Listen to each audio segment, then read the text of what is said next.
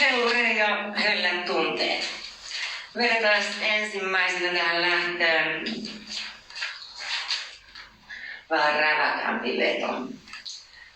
Runkasin sulle 100 päivää, kun aggregaatista loppui löpö. 100 päivää usko pois. Altalipan torvettuuttaa piipopsumua. Sirenit tulisee ihan tässä lähellä.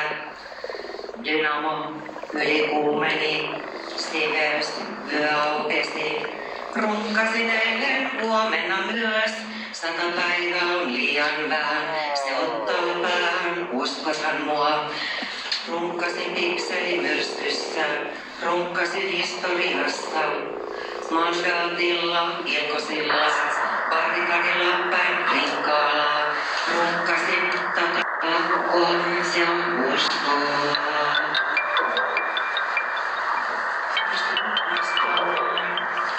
Sorry, you got to wait. Seuraavana tämmönen tangomainen veto. Hän meni uudelleen tunteeseen sisään ja se eskaloitui silloin. Hän jätti syömäti kotisana, välttikin riittäisi kiirisana. Kysymys on puheesta, sanarakenteesta, kuulun ymmärtämisestä. Sanojen välisestä, kyllähän se on mahdollista. Sanokaamme huomenista. Diili, ideaali, näin pieni sävy rakastajaksi. Ja viimeinen. Tässä on sitten kova hittipotentiaalia jo. Tää onkin ehkä jo toisille teistä tuttu. En oo repu, mä haluun olla underground julkis. En oo tukari tai normirunkari. Status underground sopii paremmin. Vaikka lottoniikka muuttuaan.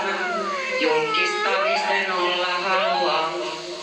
Vaatilannetta, jakaa nimmareita. Allekirjoittaa se kuitatessa tositteita. Kaikki tämä karismaa.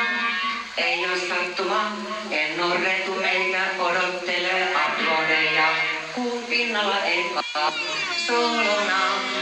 Tee se itse fakta tosiasia. Miks kukaan ei tunneta taiteen aaltoja?